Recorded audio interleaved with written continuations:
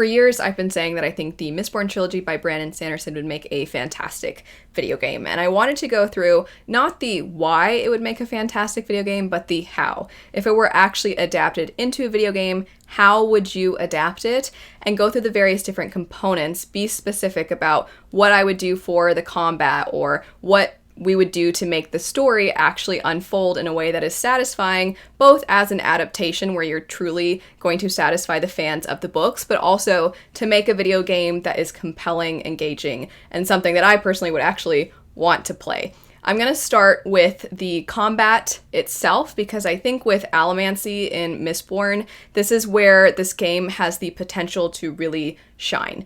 And if you don't know how Allomancy works, because maybe you haven't read the books or you're only vaguely familiar with Mistborn, the idea is that there are some individuals that are known as Mistborn who are able to ingest different kinds of metals and gain different kinds of powers in association with those metals.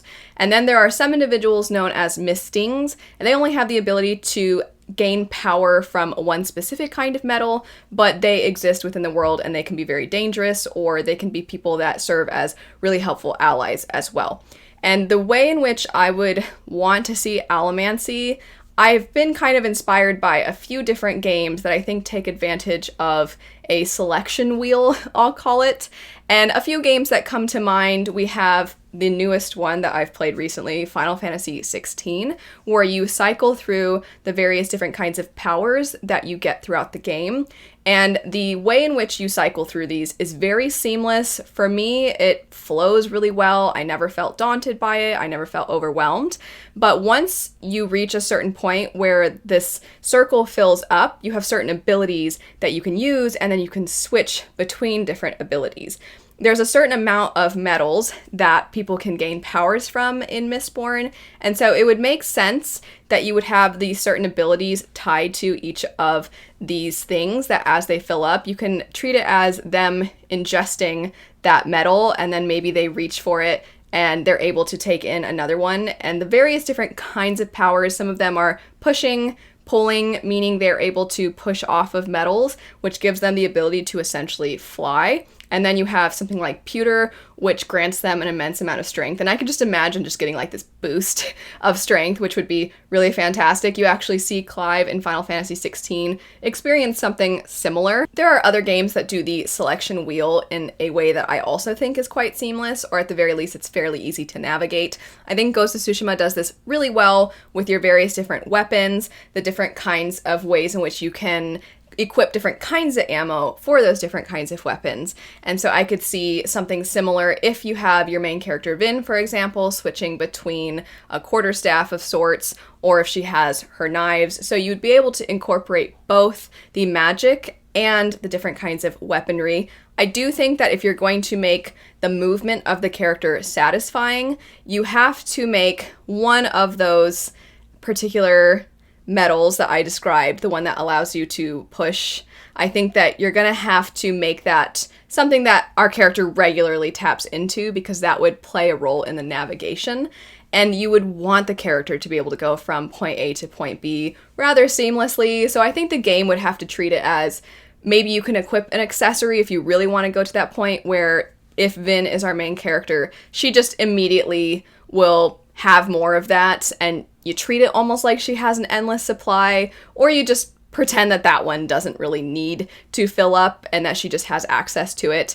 In the books, that one is one that is tapped into constantly, so I really do think that you would have to treat that one as if it, like I said, has that endless supply. But as far as the other ones, I do think you could use this selection wheel. I also think you find a lot of games like Horizon Zero Dawn, Witcher, those sorts of games, where in Witcher you use your Witcher senses, and Aloy in Horizon Zero Dawn taps her focus, and it allows you to see things around you and to take information from that.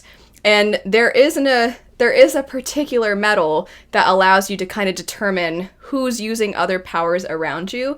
And I could see it being so satisfying if you want to go down the strategic route, where you have the ability to see upcoming enemies and what you're likely going to have to face, because you can sense which metals they're using, and then you can better equip certain armor, or you can take armor off because there are certain enemies that are going to take advantage of you wearing any kind of metal on your person. So I could see there being really exciting ways to use all of those different metals and make it so it doesn't feel like it's overwhelming or that you're constantly having to switch between everything. It flows seamlessly, it works really nicely, and it feels truly like you're controlling a Mistborn. I get excited just thinking about it because it would be so cool. As far as the navigation goes, I tapped into that a little bit.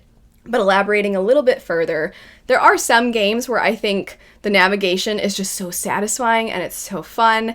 And I think with the setting of Luthadel, where you have this city and you have these spires and this kind of Gothic-inspired setting, I think you need to look at games that do have characters navigating cities. And I think a lot of the superhero games do this pretty well. You have the various different Gotham settings, and then you have things like Spider-Man, where the character is just going from one place to the next in a way that's so fun. It's fun to watch. There's something about the feeling of the characters weaving in and out, going up, down, in a way that it is so easy for them that I think could work really nicely. Another game that would be a little bit different to pull inspiration from than those, but I think would still work really nicely, is, even though the game was a little bit of a letdown, Final Fantasy 15. I've always said the way that Noctis goes from point A to point B, where he kind of zips across, and you see these blue lines, that is exactly how I imagine Allomancy. One, because it's described as there being blue lines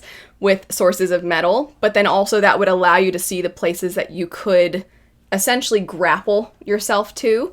And I think that the movement would be similar to the way the movement is described for Mistborn. So that's how I would go about the combat and the movement itself. I really want the game just for that alone. But I do think that you want to adapt the story as well. Before getting to the story itself, just a really quick, I do not need to go into detail with this one because there is already a game that exists that pretty much has Luthadel setting right there, and that would be Bloodborne. Just take Bloodborne, the look of it, give it the nice new technology treatment, and that's Luthadel. There you go. It doesn't really need much elaboration. As far as the story, in the past, I didn't really think that you'd be able to adapt the Mistborn story. I thought you would have to just adapt the world and create some kind of random plot line with a new character. But after playing through, and apologies that I've mentioned this already, and I've mentioned it a lot on this channel as of late, but playing through Final Fantasy 16 and seeing the way that we go through various different points in the character's life, and you see the result of things that have occurred years before, I really think that you could take that form of storytelling and apply it to a Mistborn video game. Even within the first book, there are a lot of really monumental moments that you can just see shaping the future of the characters. And so I hesitate to say that I would want this to be multiple games, because I wouldn't want somebody to come into the second game not having everything from the first. I would want it to feel like this complete story, because by the end, how everything ties together is so exciting, and also it just builds and builds and builds. The stakes get even bigger, and I could see the third book, because it kind of goes outside of Luthadel a little bit. I think the further into the game you get, the more the world opens up a little, would be really exciting for the gamer. It would be exciting to navigate the game and get to those points where now you get to go to these new places, as opposed to just staying within Luthadel. I can't say too much about the story itself as far as specifics, because I don't want to ruin that if you haven't read Mistborn, but there are so many characters and there are so many really satisfying arcs that I really think that to do the game justice, you would need to go about it with those time skips, or at least things that allude to time having passed. I think a lot of gamers would love the story of this game. I think that it would make them want to read the books, and I think that if you are a story-driven gamer, that if you could take the amazing story that's already in Mistborn and you could combine it with the really exciting combat and a world that looks like Bloodborne, that's like Game of the Year material. That would be absolutely absolutely fantastic. You do need a fair amount of cutscenes, though, if you're going to do the story justice. And I could see some people being a little frustrated because I do think gaming, a lot of people have gotten to a point where they actually prefer the more minimalistic storytelling. But I'm all for this having the really long cutscenes. You get to see Vin as a street urchin initially, and then you see her get stronger, and there's basically already a tutorial in the first book as far as how to use your magic. So you could just have Kelsier teaching Vin. She's up on the rooftops. She's jumping off. She's learning how to control her powers. All of that would be exceptional and so easy. You don't even have to come up with a new way to explain it. You just push it on over into the game. But anyway, that's it for how I think Mistborn could be adapted into a game, the kind of game I would want to see if it was adapted. I would love to know your thoughts.